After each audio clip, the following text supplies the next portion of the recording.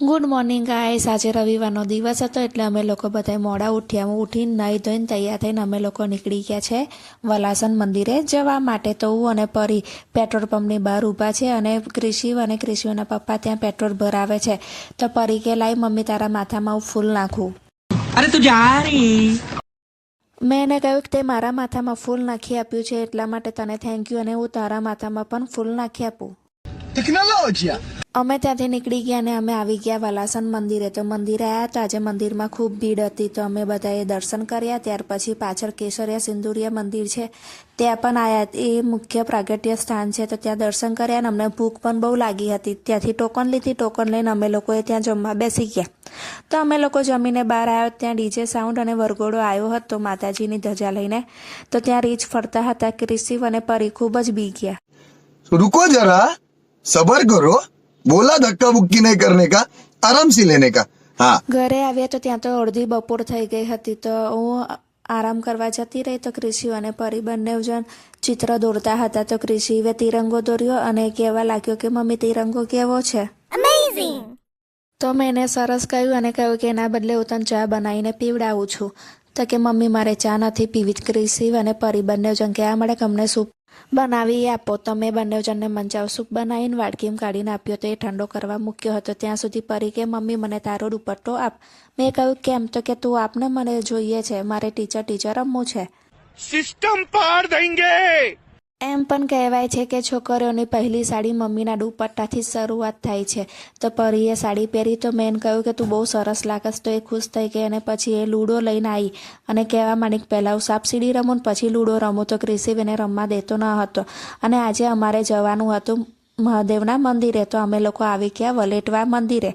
તો અમને લોકોને ખબર જ ન હતી કે અહીંયા તો મેળો પણ ભરાય છે. પરી અને ક્રિશિવ આ જોઈને ખૂબ જ ખુશ થઈ ગયા. પણ અમને તો ખરેખરમાં ખબર નથી કે અહીંયા તો મેળો પણ ભરાય છે. તો પહેલાં અમે કહ્યું કે આપણે દર્શન કરીએ એ મંદિરમાં. અને મંદિરમાં જુઓ ખૂબ જ ભીડ છે. તો અમે લોકો ત્યાં લાઈનમાં જઈને ઊભા થઈ ગયા અને પછી અમે મંદિરે જવા અંદર પ્રવેશ્યા. તો ત્યાં તો મંદિરમાં ધક્કા મુક્કી પણ બહુ થતી હતી. તો અમે લોકો અંદર આવી ગયા. ત્યાં શિવલિંગના દર્શન કર્યા. ત્યાર પછી ત્યાં 108 ગંધ છે. બધા કિસ્સુએ વગાડ્યા. કે ક્રિશિવ કે મારે વગાડવા છે. મેં કહ્યું કે હું તને ઉચકી લઉં છું, તું વગાડ. અને અમે જેમ જેમ આગળ થતા હતા ત્યાં બધા જ દેવી દેવતા, ગુરુજી, ઋષિમુનિના બધી મૂર્તિની સ્થાપના કરેલી હતી. એ બધી મૂર્તિના અમે દર્શન કર્યા. જેમ જેમ આગળ વધતા ગયા એમ એમ અમે જોતા પણ ગયા અને દર્શન પણ કરતા ગયા. અને અંતે અમે આવી ગયા જ્યાં ઘણા બધા શિવલિંગ હતા. ત્યાં મહાઆરતી અત્યારે થવાની શરૂઆત હતી. તો અમે લોકોએ ત્યાં દર્શન કર્યા અને ત્યાં થોડી વાર ઊભા રહ્યા.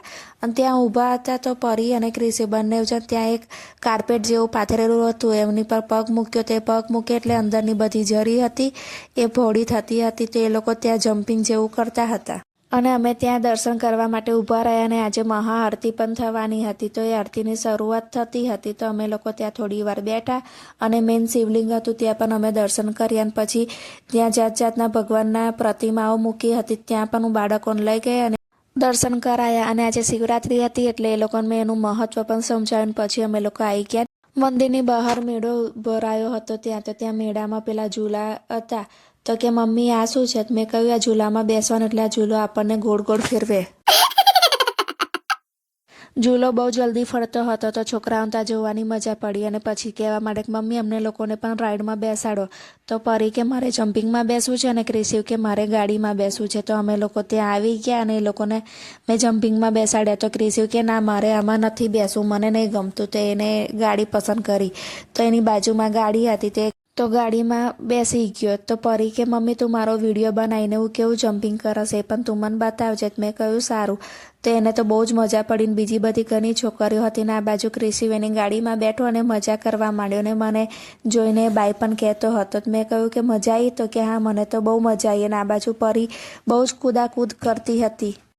સાંજ પડવા આવી એટલે અમે લોકો ત્યાંથી નીકળ્યા તો 7 વાગી ગયા હતા. તો અમે વિચાર્યું કે હવે બહાર નીકળ્યા છે તો હવે જમીને જ ઘરે જઈશું. તો અમે સાંજે ત્યાં બાંધની ચોકડી આવી ગયા અને ત્યાં હોટલમાં ભાજીપાઉં ખાવા બેસી ગયા. તો પરી લોકો કહેવા માંડ્યા કે અમારે મંચુરિયન ખાવું છે. તો એ લોકોએ મંચુરિયન લીધું અને એ લોકોએ થોડું ખાધું ને બીજું વધ્યું અમે ઘરે પેક કરાવીને લાવ્યા. તો ઘરે પેક કરાવીને લાવ્યા એટલે ક્રિશિવે પણ ખાધું. અને સાંજ પડી તો ક્રિશિવ કે મમ્મી હું તને એક વાર્તા કહું છું.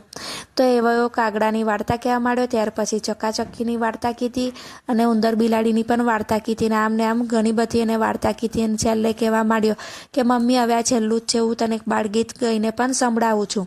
તો મને તો બહુ મજા પડી કે અને પછી પરીનો વારો આવ્યો તો પરીએ પણ વાર્તા કીધી અને મને મજા પડી કારણ કે બંને જણ અવનવી અને ઉમેરીને કંઈક નવી જ રીતે વાર્તા કહેતા હતા અને અમારો આજનો દિવસ આમ જ પૂરો થયો. તો મિત્રો આજનો તમને મારો વ્લોગ કેવો લાગ્યો એ મને અવશ્ય જણાવજો અને હા મિત્રો મને સબસ્ક્રાઈબ કરવાનું અને ફોલો કરવાનું ભૂલતા નહીં. તો આવજો. ગુડ નાઇટ મિત્રો.